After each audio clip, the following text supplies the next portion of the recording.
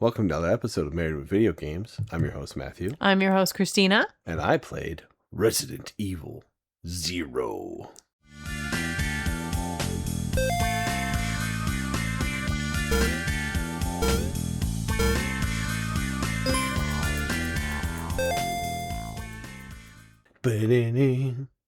Thank you. Blim, blim, blim, blim. I can't do the chill early 2000s like wham music with the leeches popping everywhere. I can't. Those leeches were really gross. They're pretty They grody. were really gross. Congratulations, 2002 video games. And then 2012, you play as Rebecca, a new recruit to the Star's Bravo team. She is on a mission when her helicopter crashes in the woods and her team must find a way out. Boarding a broken down train, Rebecca starts to unravel the mysteries of the woods and its surrounding areas. Together with an escaped convict, Billy, Rebecca must find out why the undead are in those woods and escape with their lives. This is technically a prequel to Resident Evil, yes? It is, yes. This is the events that happened before the original Resident Evil game. Okay. They're quite swell. I had a reasonably okay time. It's Blocko Land. How was Blocko Land? It was all right, I guess. Resident Evil 0 originally released on November 12th of 2002 on the GameCube. It was an exclusive. We played it on PC. We played the remaster. I don't remember when the remaster came out. I think it was Resident Evil 0 remaster release date. 2016. Okay. PlayStation 4, PlayStation 3, Xbox One, Xbox 360, and PC. They have the updated controls and the original tank controls. That's all I got. It is just a backstory to the original game. They had some of the original voice actors. It was pretty good. It was fun. Yeah, it was fine. It was okay, I guess. We're doing our throwback games, so yeah. Resident Evil 0 was the filler, and then now there's other stuff. But so I said, "Follow me." Okay, here for the reviews. Let's go this way. Okay. Wait here.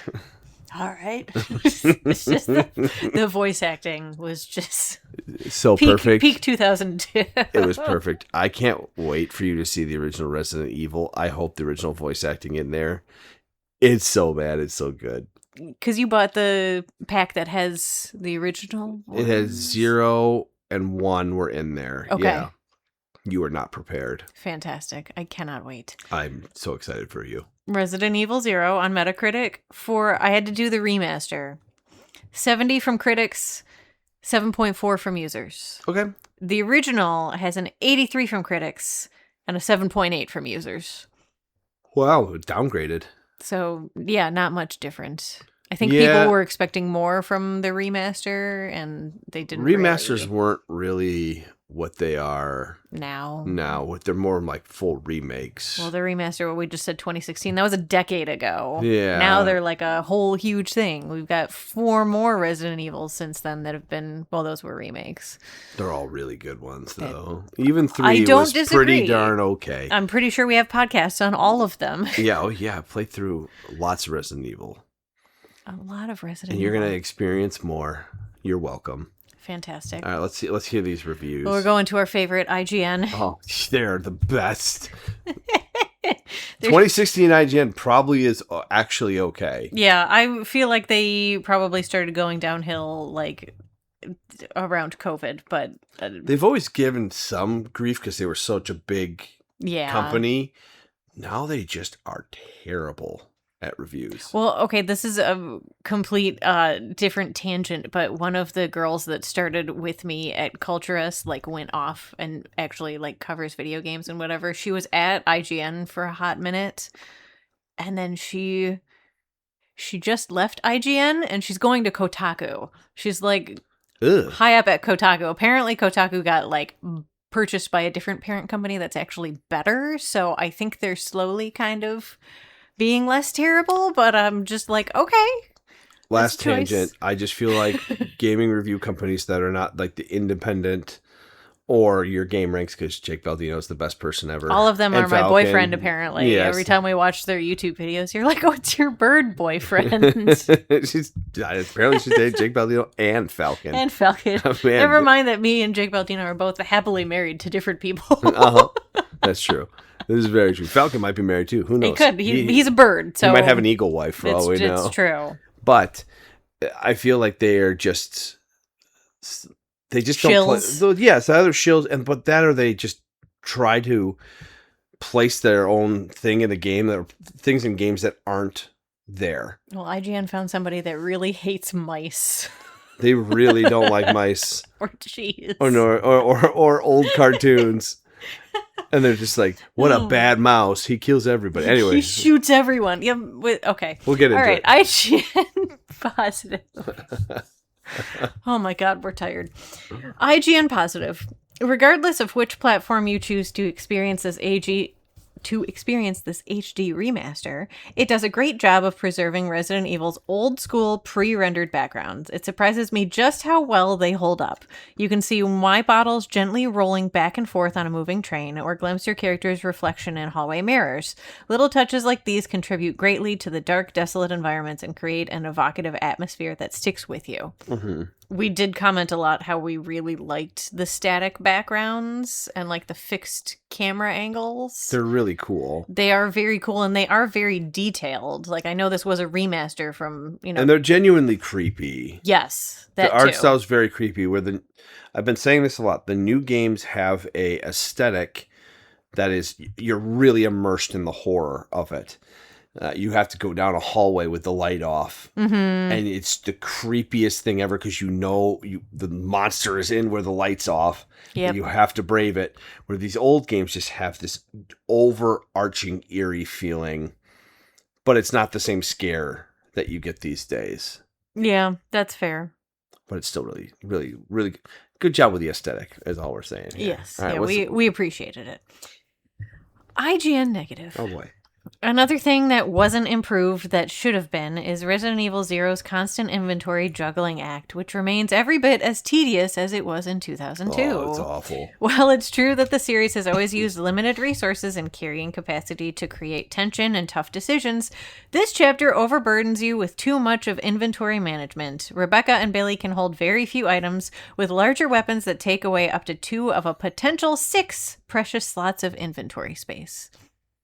You literally had me Google at one point, like, when is the last time I have to use the hook shot? So you can just leave it somewhere and forget about it. And you're probably supposed to leave it and then go back and pick it up when you need it.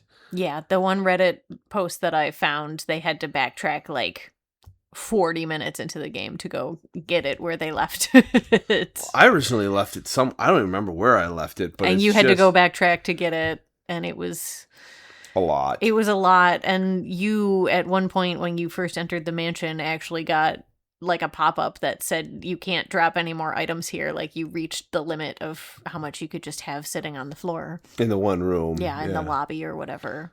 Which was obnoxious. It's so obnoxious. So, listen, I'll cover this lore later, but if they had either A, let me have a storage chest between save rooms,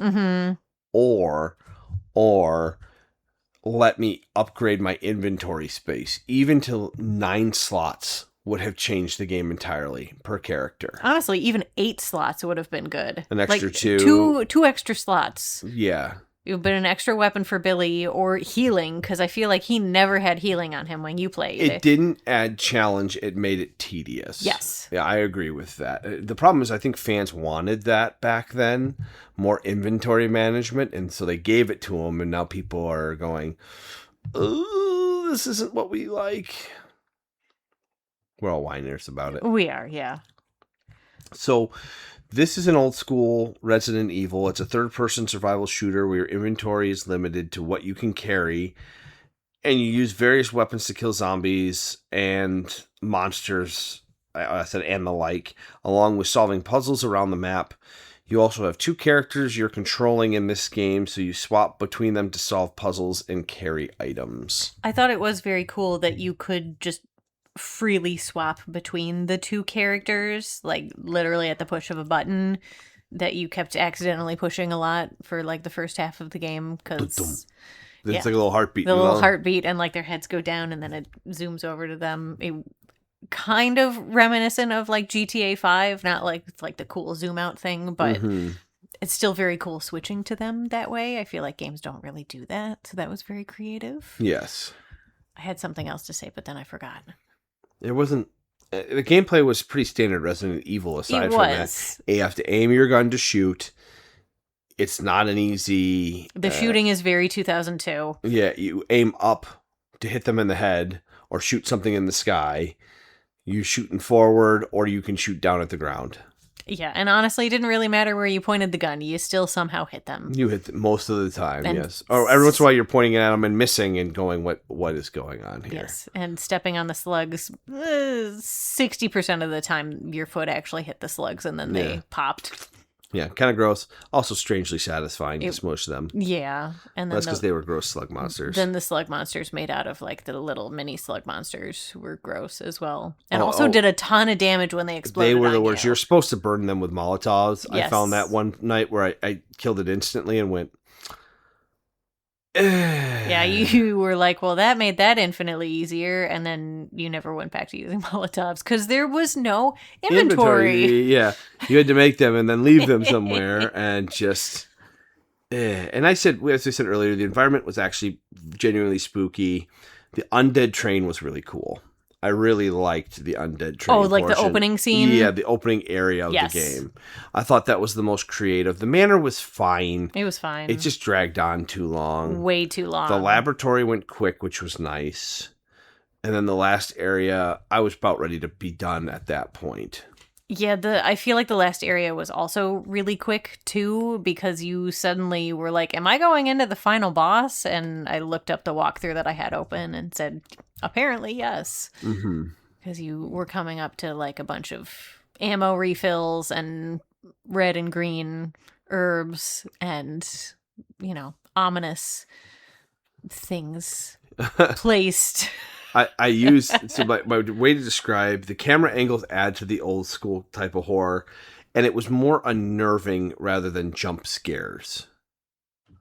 I'd agree with that, yeah. Every once in a while, I think I got startled once by a monkey, one of the little monkey things, but other than that, the giant frog, that thing was the worst. that thing messed you up. Well, it just killed me in one hit. It did, and then because it's an old school game, you lost like 30 minutes of gameplay, and you were like, I'm done for the night. I'll pick this up later. Yeah. And then I smoked it the next time I played it. You did. And I beat the other frogs. Yes. And didn't die again. That was the only time I died in the game, I think. Maybe one other time. I think there was one other time, but I don't remember. I think it was towards the end, maybe. Maybe I'm thinking of the frog. Either way. Died once or twice. Yeah, it wasn't too bad. Game's a product of its time. We were saying earlier, the no upgrades were the worst. Not having any inventory, it wasn't inventory management, it was just inventory torture for me. Because you want to have a weapon, you want to have a healing item, you want to have a handgun, and then you need space for the puzzle items. Yes. And then your partner needs the same type of things. I basically didn't give him any puzzle items unless I had to. Correct. And that was another thing of like, half the time the wrong character had the wrong puzzle piece, so then you had to, if they were in different parts of the mansion or the laboratory, you had to go back to find each other so that you could exchange for the correct piece, and then half the time you had to drop something that Billy had on him to make space for it. It was frustrating. And having to go back into your inventory to use items, but not every item required you to do that. So you'd interact with something, and sometimes it would just use the item from your inventory. But other times, I had to actually go in and physically use the item. Click it and say use. And then if you weren't perfectly lined up where you needed to use it, it would tell you, you can't use this right now. Yes. And so what I would have to do is get the prompt of, hey, maybe a battery would go in here. And then you'd go select the battery and hit use, and then it would put the battery in because you were lined up where the words were. That's how I figured out how to get it perfectly after a while. But nice. That's more obnoxious than Useful. Just use the item if I have the freaking item on me. I will say one thing playing this old school Resident Evil, because we talked about this, I think it was in the negative review for Requiem, was that like the puzzles were too simplistic for that game.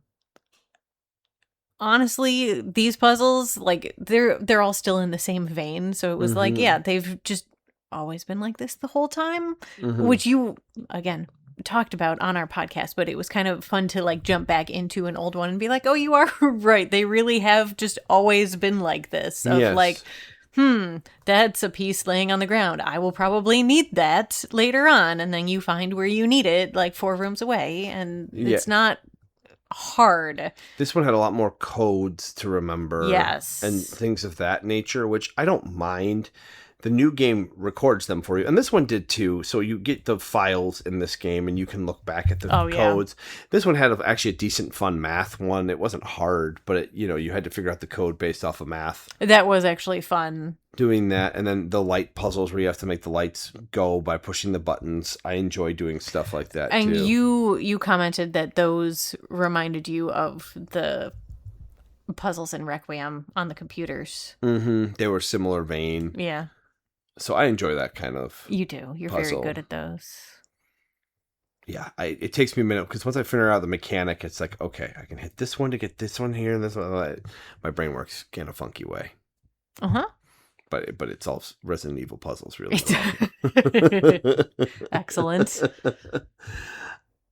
Some of the old voice acting is terrible, but it's very charming in its own way because of where they came from. Like, you could see the voice acting now and how good it is.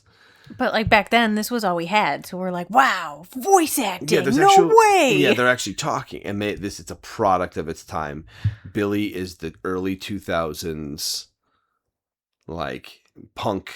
Yes, the bad boy that I can fix him kind of guy. Who she asks him at one point, she's like, "Did you really kill those 28 people?" And he just have a random like, brushes it off. He's got a random war flashback. I know. Yeah, I think she asked him, and he's like, "That doesn't matter now." And then they just like, you go back to playing the game, and it never comes up again. No. And then she's like, "I have to save Billy." Yeah, then she lets him get away in the end, and he just like, they salute each other on a hilltop and go their separate ways. Well, she heads towards the manor because she is technically in the original Resident Evil, which is also wild if you think about it. Yeah.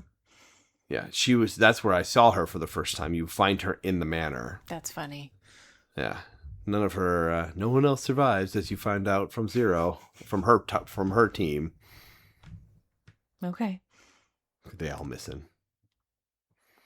Because they haven't redone the first Resident Evil. They've done 2, 3, 4. They've remade one once. Did they? They did a GameCube version. Oh, okay. One. But I mean, like the recent ones. No. So we're expecting Code Veronica. Yes. We're expecting Zero at some point, we think, and the original. Okay. Are all something slated probably to be redone. Okay. Again, we talked about this on Requiem, but I've never seen the first Resident Evil. Oh, I can't wait. 2, 3, 4, 5. You've seen 7, 8, 9. You've seen all the characters from there, technically, in just other games. So you've seen Chris Redfield. Yes. You saw him in 8 and 7, I think. He was the guy at the end of 8. Yes, yeah. And then you've seen Jill Valentine from 3. Yep. You've never seen Wesker other than in Zero. You saw Albert Wesker. Correct. You thought the one dude in Requiem was him? Yes. They look very similar. They did, yes. Yeah, when he popped up in this, I was like, oh, now I see why you thought that was him. In 5, they very much made him like Neo from the Matrix vibe. Gotcha. He's got very much a Matrix vibe to him, and you'll see that. Okay. I don't know if you've seen Barry. You'll see Barry in the original one. I'm just thinking of Alan Wake's agent when you said Barry. You'll see Barry, and then that's the main cast in the original. Then you'll see Rebecca. Okay. In there at some points, and she's you find her in the manor as Chris Redfield, not as Jill Valentine. Oh, okay. So the stories play out differently based on what character you play as. For which one? The original. Oh, okay. It's the same basic bear Homer. Okay. but they have different pathways, different things happen. Oh, okay. Yeah, right. yeah, that's all I got, man. All right. It's Resident Evil is an excellent series. 0 is worth your time if you really care about story and lore of Resident Yeah, Evil. I would say more the lore. The story, it's but fine. It's filler for events that happen to the Bravo team from Resident Evil, because you only really encounter Rebecca from Bravo team. Okay. The rest of them are supposed to be at the manor, and that all that craziness happens. Gotcha. All right. Now, the age-old question. What do you give the game? I would give it a 7.5. Since we only really do 0.5s, I am in agreement with you. Okay. But for me, it was like a 7.8. Okay. But it's not quite an 8. But I would, if I'm going to lean in a direction, even though I'm going at like a higher score, I would go to 7.5 over giving it an 8, if that makes sense. Yes, that makes sense. I really enjoyed the game for what it was. I have a respect for the game because of where it came from. I even like the corny voice acting, as weird as that is. I didn't dislike it. It's just every time you had to have a character follow you, or like you had to have them stand in a certain place, they gave their little lines of like, let's stick together. Okay. But you can see why they didn't keep that inventory management thing. Oh my gosh. It was terrible. No. It's I like my Tetrising. Yeah, Tetrising is fine, and also just being able to upgrade your space or have a different storage, and just, okay, if I need an item, it's in here. Mm-hmm. I know it's less realistic. Technically, this is the most realistic you can have. Yeah, I know. But it's not very fun. It's not video gamey. It's not fun. Agreed, yeah. So one day we'll play the original Resident Evil, probably sometime this year. Just, Yeah. we got to get through a couple games here, and we'll see. The problem is 007's coming out. Mm-hmm. We're still playing Mouse, and I really want to play Pragmata. Pragmata. It's got really good reviews. I know. Pragmata has good reviews. Mouse PI for Hire you're probably already halfway through it, I would say. It's only like a 10-hour game, I think. It's been fun too. Yeah. It's really good. Yeah, it's good vibe. It's great vibe, but all the mouse he's killing, it's just how can he just slaughter all those mice that are also shooting at him? Yeah, wherever he goes, they just done it. Yeah, but can he be called the good guy if he's just killing all the mice? What happened to the shrews? Why man? is everything cheese? A mouse noir. This is what our whole podcast is going to be. Just so upset. 9 out of 10. Oh, man. Oh, yeah. So we're playing those, and the 007 comes out as well. And I am intrigued about 007. I just want to watch it for the story. Doo-doo, ba-doo, ba-doo-doo. Everyone's making fun of PC Gamer's take on 007. Apparently, it's terrible. Did they release something already? Where they did like a final preview or something? Preview or something. I just saw that they have a really bad take, or what people are saying is a bad take on what the game is. Was it in our last PC Gamer that we got? I feel like it may have been. I don't know. The problem is we read through them and then we just toss them. Mm-hmm. Yeah.